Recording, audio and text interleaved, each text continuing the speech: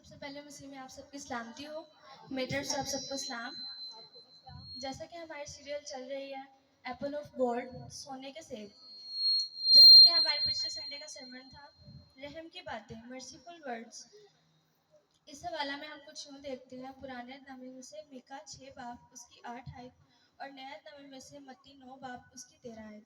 ہمارا خدا قربانی نہیں بلکہ رحم پسند کرتا ہے. خدا کی ذات میں رحم پایا جاتا ہے. خدا نے خلقت کو بنایا، تخلیق کیا. دنیا پر جہاں پر بھی ہم نظر پڑتے ہیں سب خدا نے بنایا. خدا رحم کرنے والا خدا ہے، اور جب خدا کا بیٹا آیا وہ بھی رحم کرتا ہے. رحم کا دوسرا نام رحم کرنا، معاف کرنا، چھوڑ دینا. خدا کی ذات چاہتی ہے ہمارے اندر رحم پایا جائے. اگر خدا کی ذات رحم نہ کرے تو ہم جتنے گناہ کرتے ہیں آج کی زندگی میں ہم برباد بھی ہو سکتے ہیں. اسی لیے خدا کی ذات بتاتی ہے کہ ہماری زندگی میں رحم جاری ہو، ہم رحم کرنے والے ہوں، ترس کھانے والے ہوں. اگر کوئی غلطی بھی ہو جائے تو معاف کر دینا. ہم خداوند کے کلام میں دیکھتے ہیں ساؤل اسرائیل کا پہلا بادشاہ تھا. ایک دفعہ ساؤل داؤد کو مار دینا چاہتا تھا. داؤد کہنے لگا خدا نے تجھے میرے ہاتھ کر دیا، پھر بھی میں نے تجھے قتل نہیں کیا. داؤد نے اس کا عجوبہ ہی کاٹ ڈالا اور پھر وہ سوچنے لگا اور غمگین ہو گیا. اور خداوند کے کلام میں لکھا ہے کہ ساؤل مر گیا اور اس کا بیٹا لنگڑا تھا.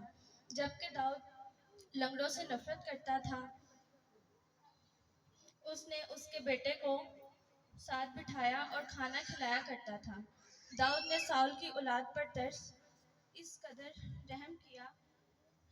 ہمیں آج ضرورت ہے ایک دوسرے پر رحم کرنے کی. آج ہمیں بھی مرسیفل ورڈ نظر آئے. ہمیں بھی ایک دوسرے پر رحم کرنا ہے تاکہ رحم کی باتیں نظر آئیں. جو رحم کرتا ہے خداوند اس پر بھی رحم کرتا ہے. اور جیسا کہ ہم دیکھتے ہیں روت غریب عورت تھی.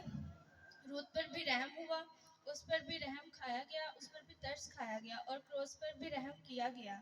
خدا نے کہا اے باپ ان کو معاف کر کیونکہ یہ نہیں جانتے یہ کیا کرتے ہیں. اسی طرح ہمیں بھی یسوع کی زندگی سے سیکھنا ہے کہ ہم رحم دل بنیں. آمین. خدا ان کو زندہ کلام پورا اس کو سمجھا کر خدا ان کو خاص برکت خدا کا شکر ہے. آمین.